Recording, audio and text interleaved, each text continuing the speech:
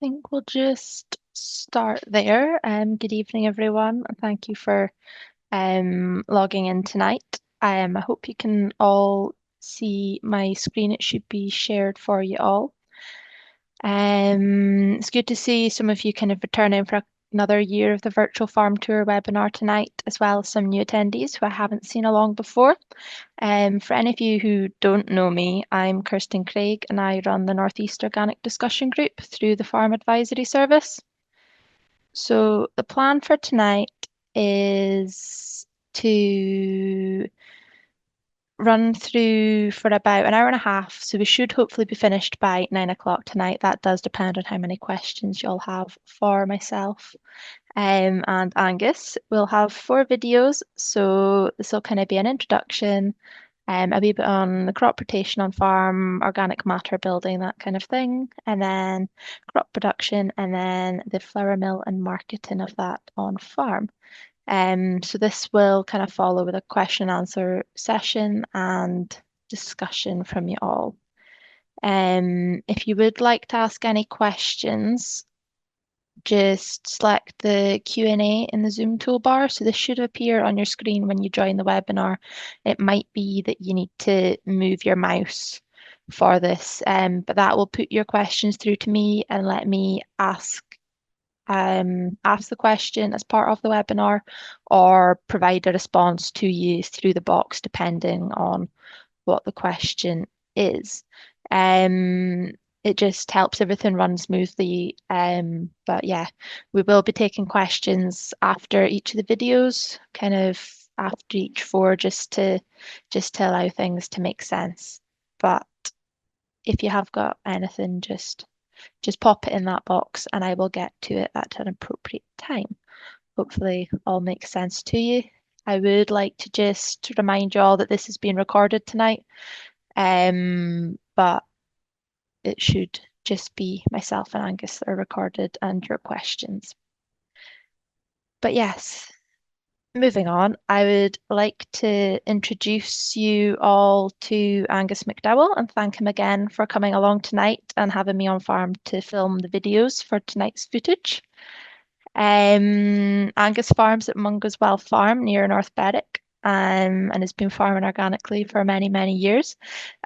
And as you'll find out through the course of tonight, has not been afraid to take risks and make what I would describe as controversial decisions. But without further ado, I'll just pop on the first video where Angus introduces himself and Mungoswell. Hello, I'm Angus McDowall. I'm the farmer here at Mungoswells, about a 550 acre farm in East Lothian, halfway between Haddington and Gullen. The whole farm is more or less ploughable. It's all good arable land, growing crops and clover to fix nitrogen. About 40% of the farm is organic, about 220 acres, about 320 conventional. We also rent in about 70 acres and we let out about 100 acres every year, some for potatoes and some for Brussels sprouts. Most of the cropping here is wheat, mostly spring wheat, because we are looking for high protein wheat for our milling enterprise. So we're growing about 160 acres of conventional milling wheat, about 40 acres of spring barley. Potatoes aren't really, we don't grow them ourselves anymore, but there's about 45 acres of conventional potatoes, 15 or 20 acres of organic potatoes, and about 50 acres of sprouts. In the organic rotation, we've also got another about 60 acres of organic spring wheat, no organic barley at all, but 45, 50, up to 70 acres sometimes of organic spring beans, 70 acres or thereabouts of clover, pure clover mix for to fix nitrogen, and the potato acreage, 12, 15, up to, well, sometimes up higher acreage of potatoes, depending on the fields. The farm itself couldn't really justify one employee, but the milling operation, the milling and the malting between them, we have another 4, and we have a part-time lad as well.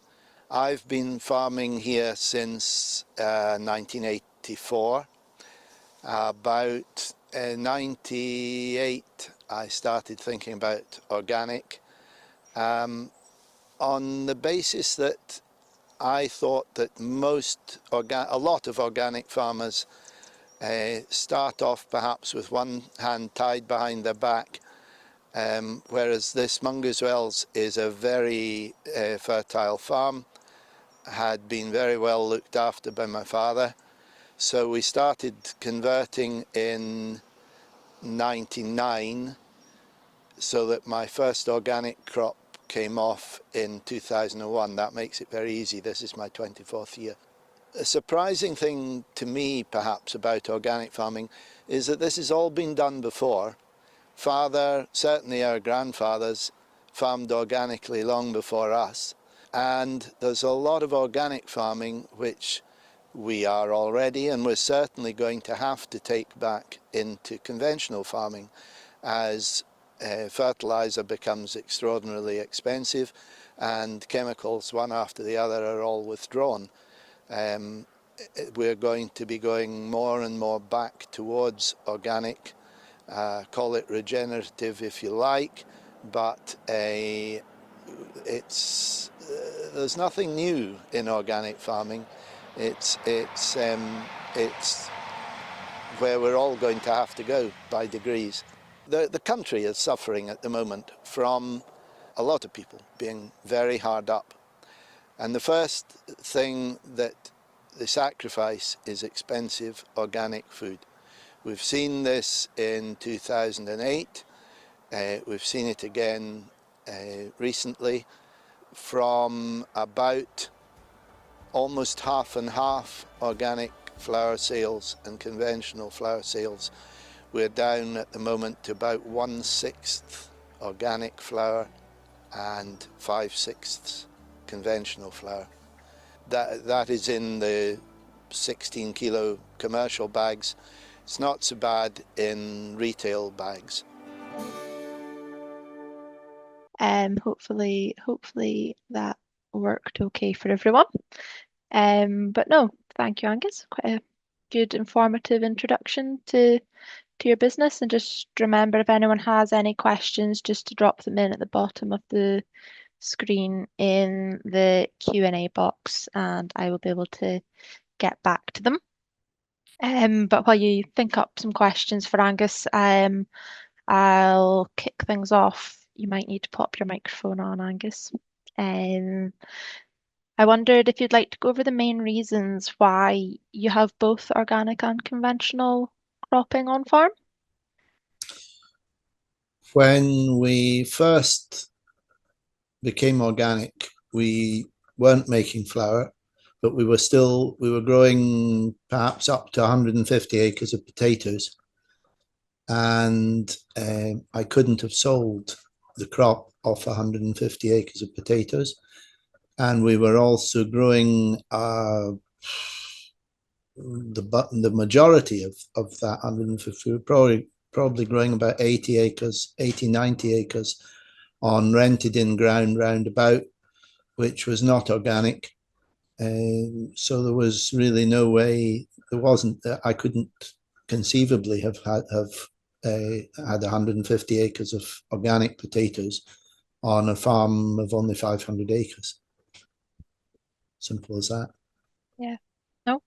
And we've a question in the box here just asking what prompted you to turn organic in 1998? Felt that there were very few arable farms going organic, and there must be an opportunity for, at the time, perhaps we were looking more to grow seed crops, because we were already dealing with Dodds, the seed merchants in Haddington, and they have an organic certificate, and we could carry on supplying them, and it's actually slightly insulated when you produce the seed crop. If the organic market goes up and down from year to year, if a farmer's going to stay organic at all, they still have to buy seed. So they're still going to need our crop, even if the general public decide they're too hard up and they don't need to buy organic food. Hopefully that answers the question. If there's anything else, just pop it in. And with that, we'll just pop on the second video, I think. This is one of our fields of organic clover. It's a mixture of red clover and white. We find that if you sow clover at the sort of normal time of year in April, it'll take the whole of the first summer to establish, and so you have to leave it down for a second season to produce enough nitrogen to grow a crop of milling wheat. 2 years producing very little doesn't pay the bills, I'm afraid.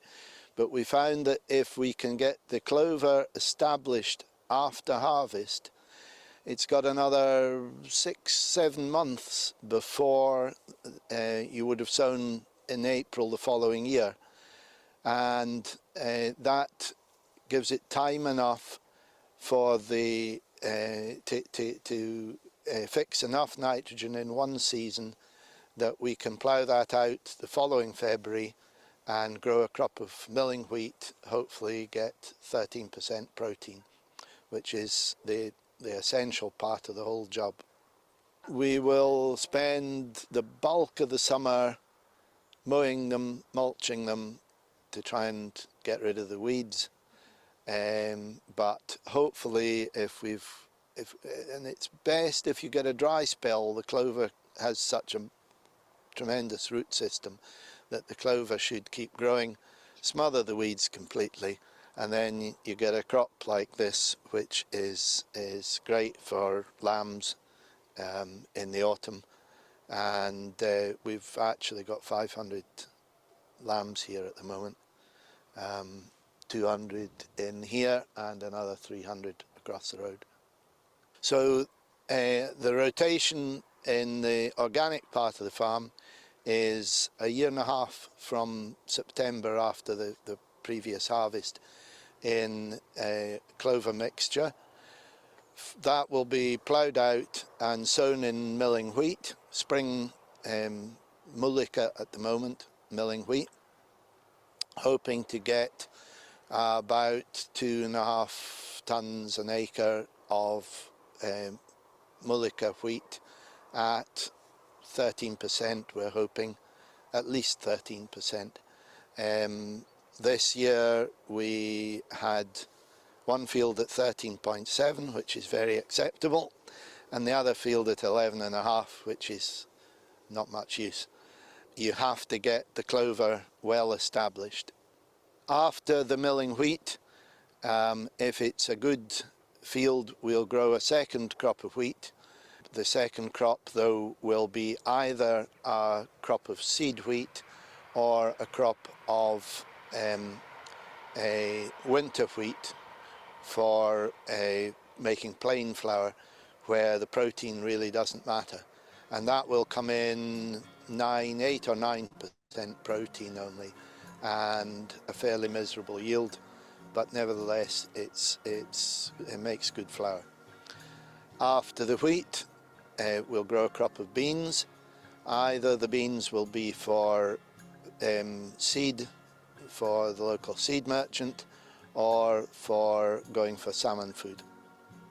After that we will grow perhaps a crop of potatoes depending on whether the field's suitable, but we don't grow them ourselves, or else possibly another wheat crop, and that will be followed again by back into clover, trying very hard to get the clover sown in the autumn.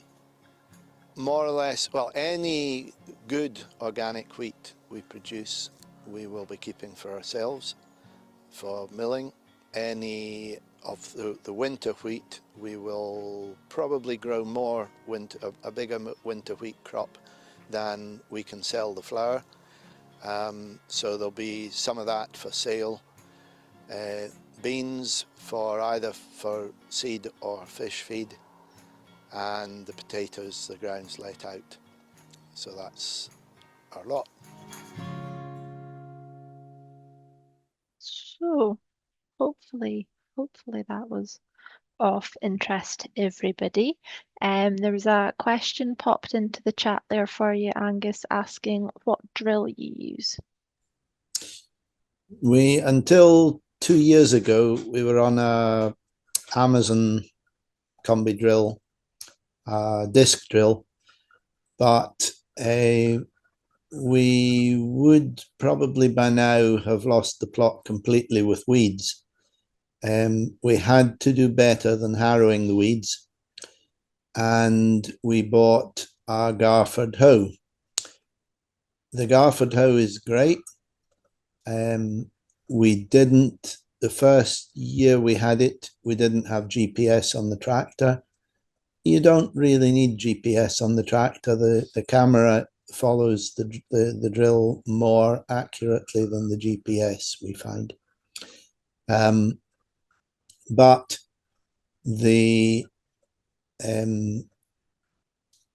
hoe won't work when it's wet, obviously, nor will it work if it's windy. If the crop is waving around in the wind, the hoe can't, the camera can't follow the rows.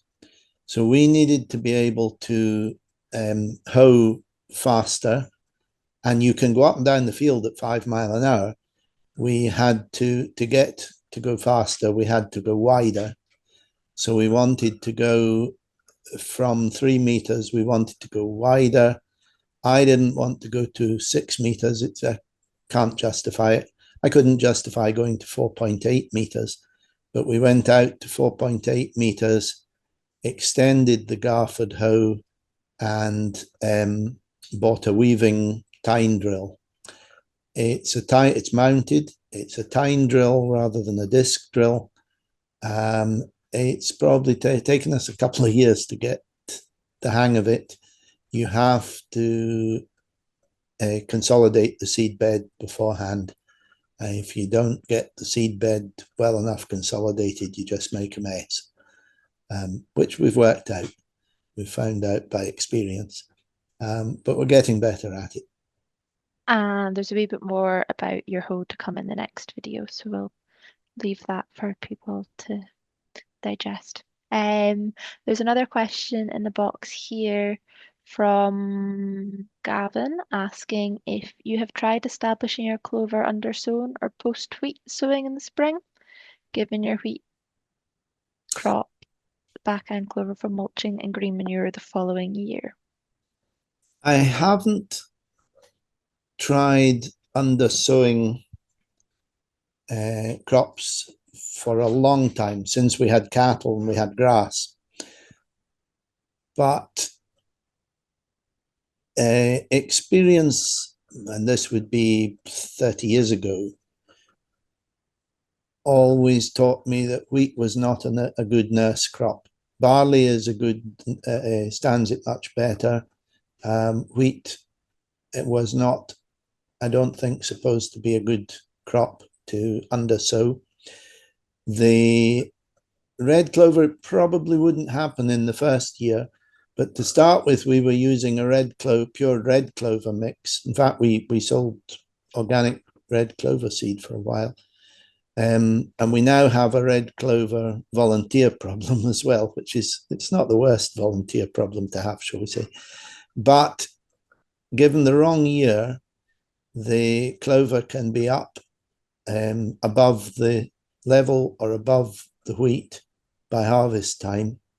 And I've seen us just cut the heads off the wheat and leave the rest, because if you put the clover into the combine, you've had it. You stop and wash the whole thing out. So no, we have never tried undersowing the clover into the wheat crop. But you've almost accidental undersowing going on. Yes, and we know that it can get the better of us. So not something you're looking to try really going Not forward. not if I'm going to continue putting red clover in the mixture. No. Okay. And I had a quick question for you. So you said briefly in the video that you're taking lambs on to graze the clover. Do you always graze the clover, or do you have some fields that aren't grazed? We never used to graze the clover. We just used to mow it all season, but that way you get no income whatsoever. We don't get very much for grazing lambs, but anything's better than nothing. Do you notice a difference kind of organic matter wise if it's being grazed rather than mown, or is there not much in it at all really? The thing I noticed most actually was the number of dung flies that there were after the lambs, with not having the stock wormed at all. There were hordes of dung flies. Do I notice any difference in the amount of nitrogen there or the availability? I'm not clever enough to have noticed a difference. I might be worried that the nitrogen would be more easily leached away from the dung than from clover or clover mulch. I can't tell. That's okay. We'll just move on to the next video. This is our one and only field of organic winter wheat. It's an old variety called Tuxedo. We grow it, it's actually a second wheat after a crop of Mullica for milling last year. It will not produce high nitrogen, high protein, but I'm not looking for high protein in a crop to make plain flour and self-raising flour. Last year's crop only actually managed about 8% protein, but protein you need for a milling crop to get the gluten to raise the bread. But in scones and cakes you're putting in the raising agent, so you don't need it. We are sowing now with a 4.8 metre drill. We changed from a 3 metre Amazon piggyback drill to 4.8. Prior to that we changed from just harrowing the crop to hoeing with a Garford hoe which follows the rows and goes between. We would have had to give up organic farming if we had carried on just harrowing, because there is no long grass break in our rotation, just the clover for a year and a bit. You can see there are a heck of a lot of weeds here, and this has actually, in the middle of November, we've harrowed this field. We've taken a lot of the weeds out. It's just been that kind of an autumn this year. We've been very lucky to be able to harrow it. By the spring, these weeds will be too strong to harrow, and we'll try to take them out with the Garford hoe. Don't expect to get a big yield from this, but it's remarkable. Tuxedo is quite quite resistant to yellow rust, which is our biggest problem in the Malika, in the milling wheat. Partly its resistance, and partly this is probably the only field of tuxedo in Scotland, possibly the only field of tuxedo in Britain. It's an older variety, nobody grows it anymore. There's no pressure on the resistance to break down. So since moving to the weaving direct drill, have you noticed any change in the weed seed bank levels, and how early or late do you tend to sow in the spring? I haven't noticed any difference in weeds. The difference the difference that you do notice in the weeds definitely is a hoeing with a Garford hoe, an inter-row hoe rather than harrowing. The stronger rooted, deep-rooted weeds, you cannot control them with a harrow. You can chop them off if they're between the rows. How wide you want the rows is a bit of a difficult. We tried with the old Amazon drill, shutting off every other spout. That left us with a 9-inch, roughly 9-inch row width. And I felt that there was too much sunlight getting down to the ground, too much weed competition. I think 6 inches is struggling, getting too narrow. We're about 7 inches, 170 millimeters, roughly. Each to their own, I don't know. What was the other question again? Are you trying to sow early or late in the spring? When's your preferred timing? Well, in East Lothian, we hope to get drier weather. We like to sow as soon as we can get started. We're sowing too big an acreage of spring crop. So we need to get going in the spring, but the 3 fields we had sown before the deluge started this spring were poor. The later sown crops were much better.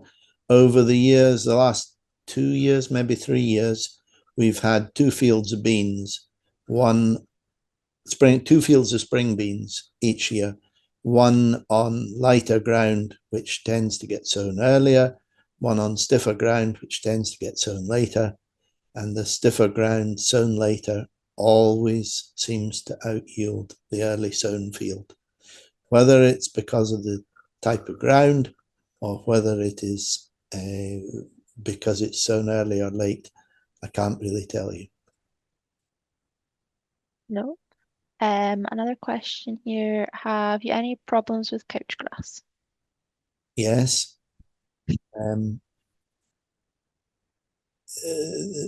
By far the best advice is to spray it before you ever go organic, which I've not done enough of. When I changed, we converted by steps and stages. Started at about 20-acre field each year, and then we went to about a 30-acre field each year, and then we stopped altogether. We've chosen the best ground on the farm. We have a couple of stiffer fields, and in the stiffest patches in these fields, there is a couch problem. You just have to keep working at it. You know where it is, you have to keep working at it. And what is the cut-off date in late summer for which you wouldn't want to sow your clover? Well, we're 100 feet above sea level. I would like to see the clover sown by the middle of September here. Going later, yeah, you can go up to the 20th of September, but we did that last year, and it hasn't been successful this year, probably because it's been such a miserable season altogether. This autumn, we couldn't, the field that is supposed to be going into clover, we just couldn't get it sown this autumn. The potatoes were still in part of the field, and the rest of the field, we couldn't sow part of the field, not the other. It's a funny shape. No, and it's amazing 'cause after such a wet summer, this footage was filmed end of November. Yeah. Yeah, that was. But we've had a very reasonable autumn in East Lothian. Yes, yes, compared to the weather we've had. Anyway, it makes a change. But there's no other questions sitting there at the moment, so I'll just pop on the final video. So this is onto the actual mill itself. So this is the mill. It was built in 1977. It was 30 years old 2007 when we bought it. The most incredible thing being that it had actually never had wheat in it. It was brand new inside.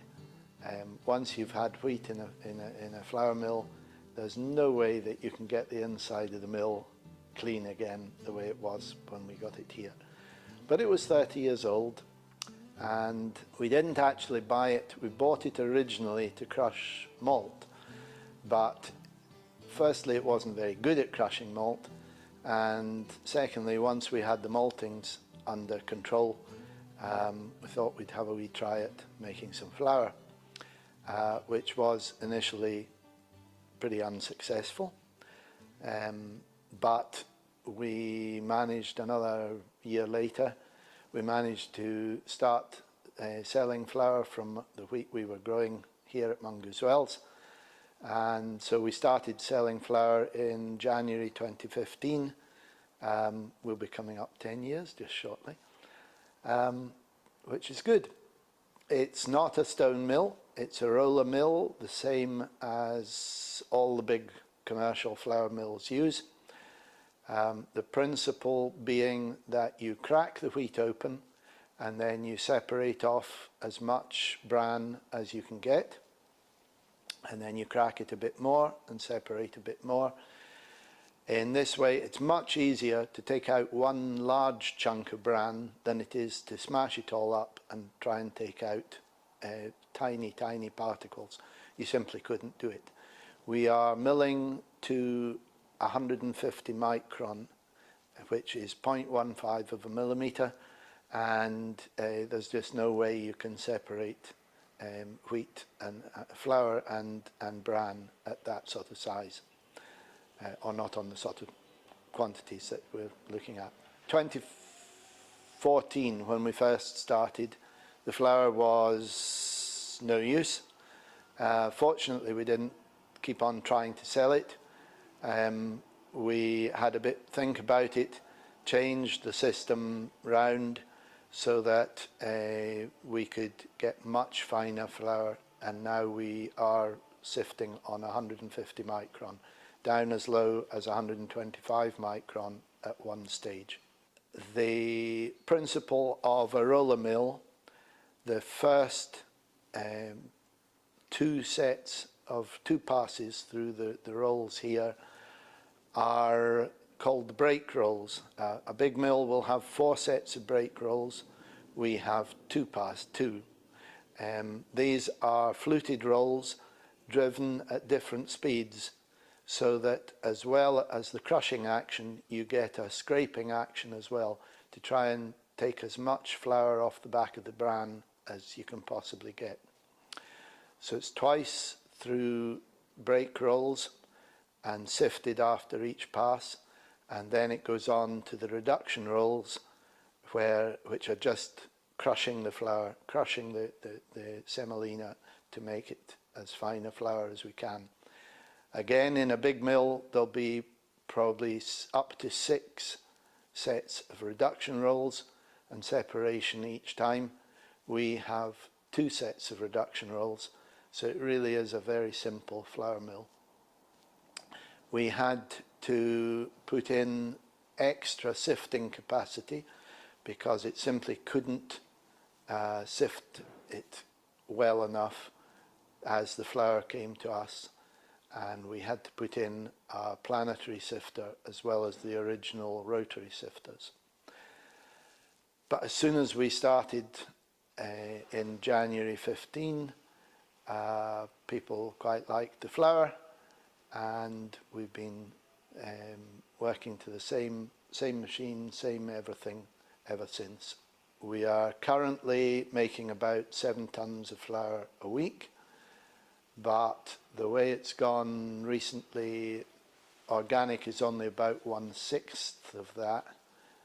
5/6 are conventional flour. Having said that, retail sales in 1.5 kilo bags, it's still much closer to 40% organic, 60% conventional, something like that. From when we started successfully, we've done really no marketing whatsoever. The first 3 years we went to the Highland Show, very expensive, but the first year the East Lothian Council supported it. It was good. The first year we were there, people came up to the stand, hello, who are you, what do you do? And they explain everything. Second year, people came, hello, we've seen your flour. And the third year, we had a lot of people coming, telling us, we get your flour. And at that point, I gave up going to the Highland Show. It was too expensive. And who wants to carry a bag of flour all the way around the Highland Show and then half a mile back to the car? But it seems to work very well. We sell to bakeries, we sell to cafes, to restaurants, farm shops, any other kinds of shops.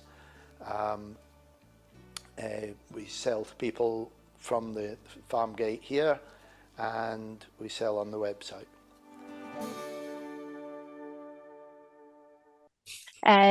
That's our final video for tonight. So any final questions on that last video or anything else that we've kind of spoken about over the evening, just fire them into the box and I will pick them up there. There is one sitting asking why you decided to go into milling wheat. By accident.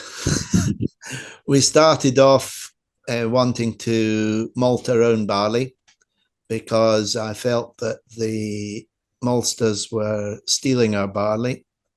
There are too many farmers growing malting barley and too few potential customers. And we had a year when they really did think there was going to be a shortage of malting barley. They put out contracts, fixed price contracts at £180 a tonne. By harvest time, every pea of feeding barley in the country was fit for malting barley. The free market price of malting barley was £120 a tonne, rather than they'd written all these contracts at 180. But the contract has written at the bottom, if the barley is not suitable in the eyes of the buyer has the right to reject it. And we had 7 loads contracted, 5 got rejected. They went, I took them back after the first load, sent them to another maltster where they were perfectly acceptable, but only paying £120 a tonne. And then a friend told me, had I seen the little malting vessel lying half built only 7 or 8 miles away. And I think really that the heart took over from the head a bit at that stage. And we got involved with this malting vessel. We then had to crush the malt because the little tiny breweries that we were working with didn't have their own mill. They needed the malt crushed. I was looking for a malt mill, and along comes a man and says, "Have you seen the mobile Swiss Army flour mills?" I thought he was pulling my leg, but he persuaded me to buy it one way or another. And about after 4 or 5 years perfecting the malting technique, we started trying to make flour.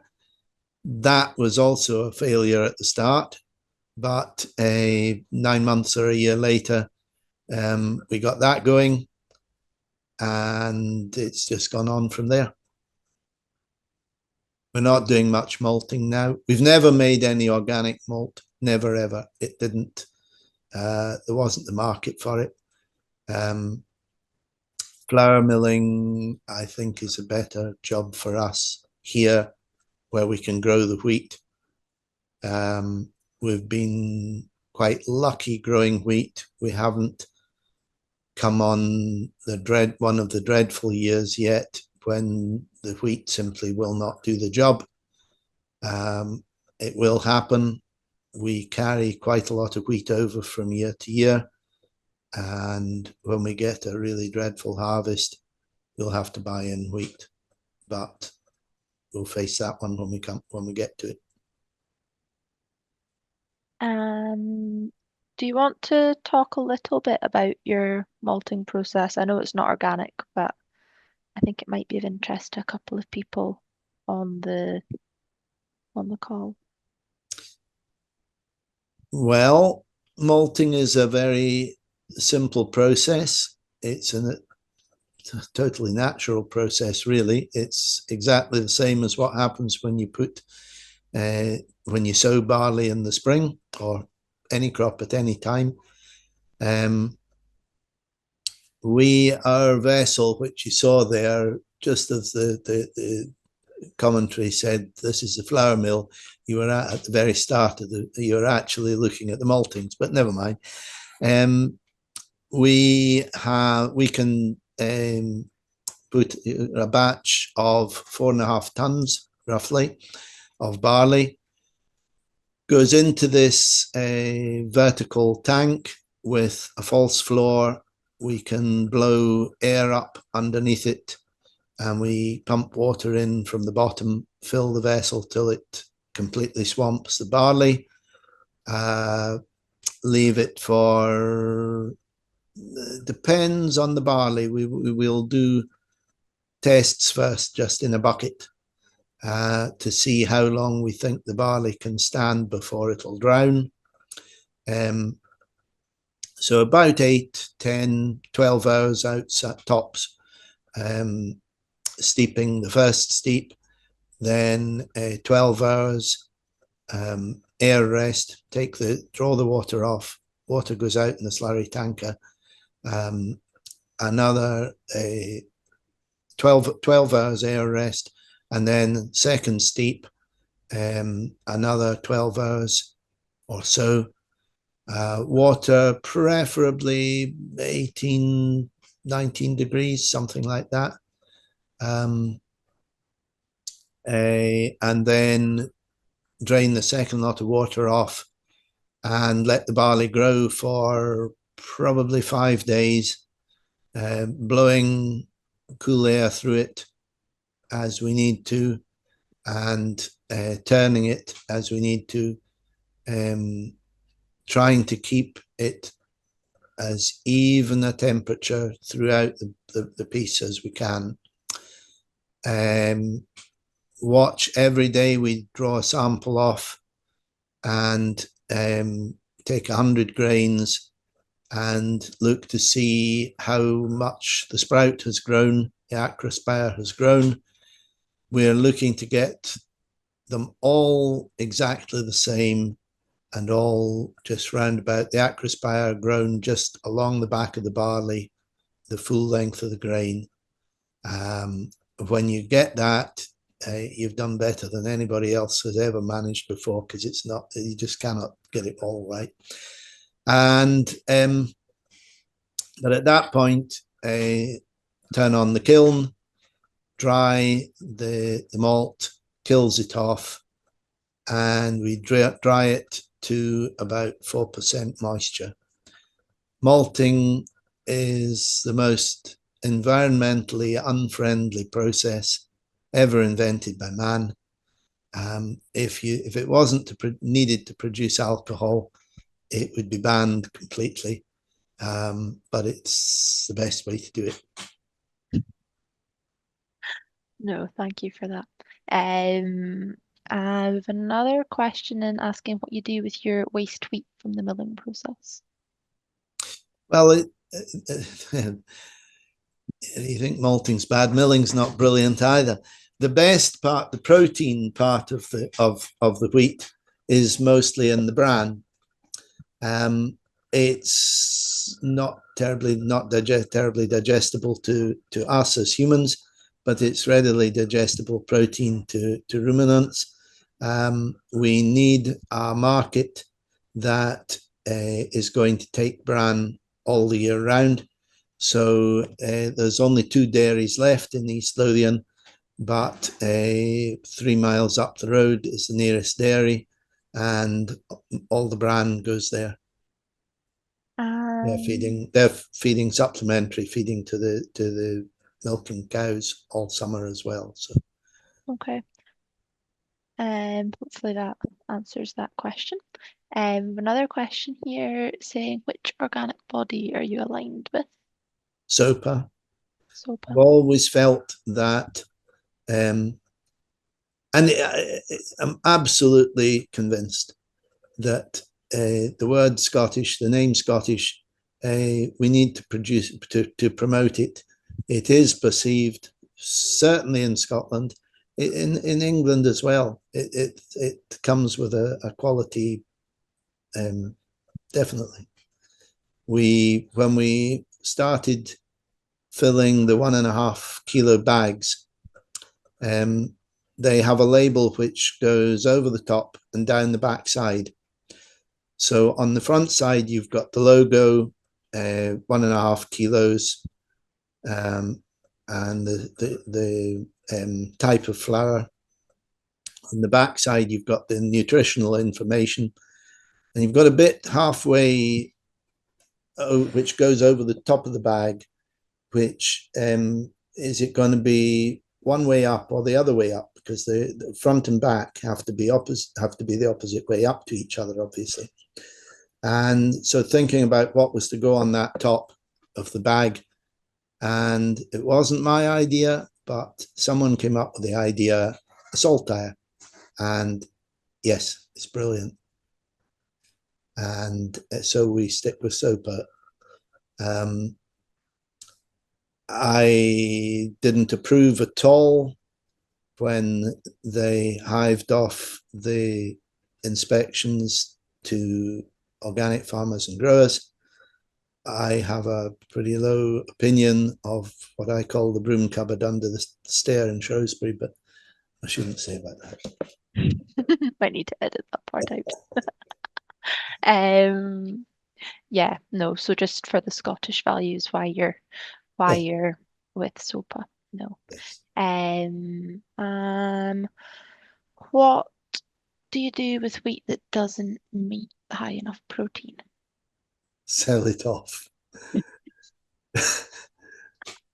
Is there other organic producers round about who would be selling kind of milling wheat? Do you ever buy any organic milling wheat in? We have bought organic milling wheat in. For a while we did buy a Eastern European, no, it was Kazakh wheat. until I began to understand the market in Britain a bit better. You can't buy a organic milling wheat, good organic milling wheat from the south of England. It's all probably sold to their local mill before it ever reaches the sort of market. We were buying from Coastal Grains in Northumberland, but they haven't had, the last 2 years now, they haven't had 13% milling wheat to sell, organic milling wheat to sell.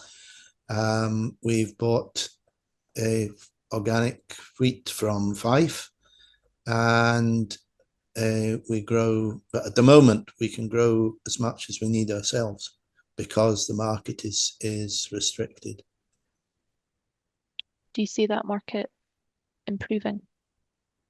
Eventually, but not immediately. Not immediately. No. No. A lot of our customers changed from organic wheat back to conventional wheat when the organic job began to go back into retreat again. And do you see that across kind of more commercial customers, kind of your bakeries and restaurants? Is it there as well as kind of farm sales? The funny thing is, most of our customers, no, a lot of our customers are not actually selling organic bread at the end of the day. They will be mixing some conventional flour with the organic flour. It is more important to the baker how that particular flour performs in their recipe than the price of the flour. Particularly, I would say that particularly with the plain flour. Bakers who know their stuff seem to prefer the organic flour. If they didn't know it was organic, they would prefer the organic flour over the conventional. I think partly because it is lower protein. You're adding the raising agent when you're baking scones or cakes or whatever. You don't need the protein, you don't need the gluten that you do need to raise bread. And I think that is all the questions that have come in. I'll just give you a little minute more if you have any final questions for Angus. But I'll just start winding up now. Those of you who have been at FAS events before and attended things in the past will know that we're always looking for feedback on these events. An email will come out to you in the next day or so. Fingers crossed, just with a link to just give feedback on tonight and how you thought it has gone. If you could make sure that you do respond to that, it would be great, because without feedback on the events, it helps us with planning in the future and knowing that what we're providing people with is relevant to them. But a big thank you for everyone for coming along tonight. And thank you again to Angus for having us on farm and coming along and being so kind of open and honest with all of your answers. It's always appreciated by myself and by everyone who attends, just to make sure that you've got somebody who's willing to share what they've experienced. But no, and I'll just finish up with this final question, which has popped into the chat for you, Angus, asking if there has been any advancements in follicular applications for plant growth and promotion over the last 20 years you have tried, or amino acids. Could you repeat that? Sorry. Have there been any advancements in follicular applications for plant growth and promotion over the last 20 years you've tried, amino acids, etc.? Well, we're playing with some of David Cunningham's magic potions. David Cunningham of Dodds in Haddington, playing with them on organic crops and on conventional crops. This has not been a good year to try things out. And I really can't say whether anything works or doesn't work. One spray that we have used for controlling yellow rust was stuff called Vaxiplant, which definitely does reduce the amount of yellow rust that you get in the crop. But it's only allowed on winter wheat, and you're only allowed to use one application, and we'll follow that with sulfur, which is permitted, and we will put on perhaps 2 or 3 sulfur sprays.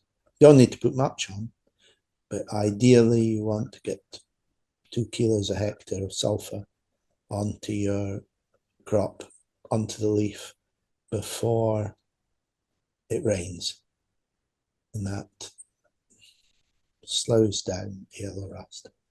We need better varieties. So you don't have to rely on Tuxedo. Tuxedo is not a bred wheat. No. It's a group 3, was a group 3 wheat for plain flour, biscuit flour. No. But hopefully that answers the final questions. And I'll just close up there. Thank you all for coming along, and thank you, Angus. Thank you.